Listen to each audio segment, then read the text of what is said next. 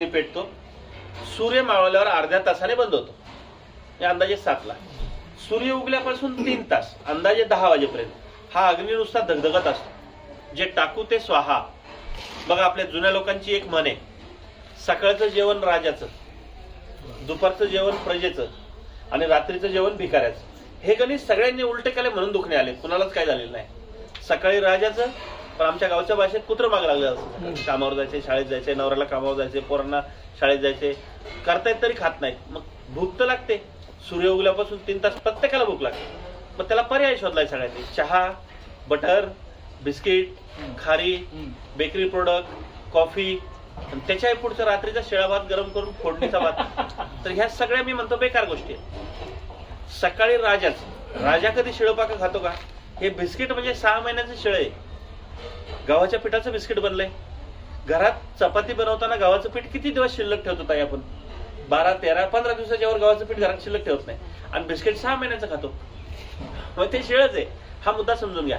तर सकाळचं राजाचं पण ताजं. मी म्हणत नाही पंचपक्वान्न, पण एक प्रकारची भाजी, काही भाकर, पोटभर हा नाश्ता बिष्टा ब्रिटिशांनी आणलाय. आपली परंपरा नाश्त्याची नाही. सकाळी जाऊन आणि ते 10च्या आत खाल्लेलं रक्त निर्मिती करतं. ब्लड फॉर्मेशनला जगात गोळी नाहीये.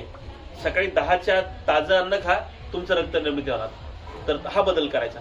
आणि 10च्या पुढं दुपारचं मध्यम, आणि आता रात्रीच्या जेवणावर सगळा खेळ आहे. खरा नियम आहे सूर्य मावळल्यावर जास्तीत जास्त अर्धा तास. इथं सगळ्या शहरी लोकांची तर सगळ्यांची फसगत होते.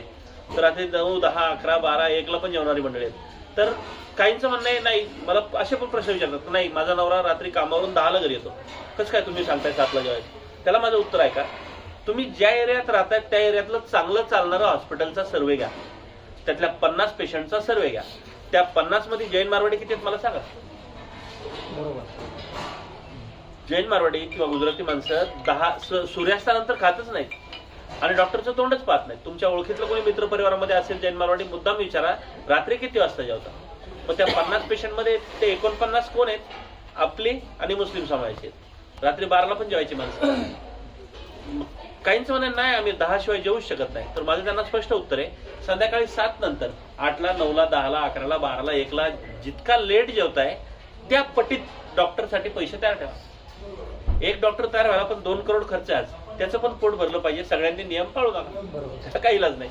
तर हे पाणी पिण्याचे 3 नियम आणि जेवणाचे 2 नियम पाळले ना, तुम्हाला गरजच नाही मग कशाची.